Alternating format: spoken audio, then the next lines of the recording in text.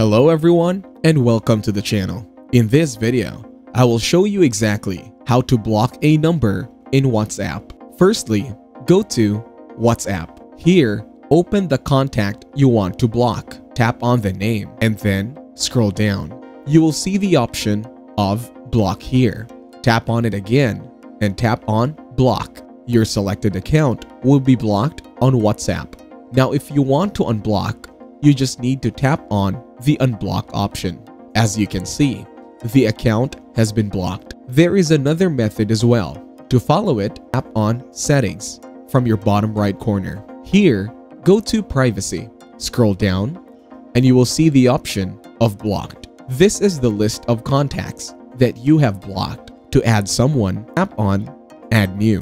Then, add the contact name and the contact will be blocked. So, let's go back to the contact that we have just blocked. If you want to unblock now, just tap on this option.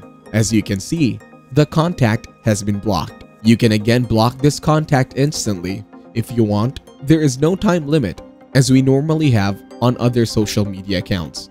If you enjoyed this video, and share your comments or questions below.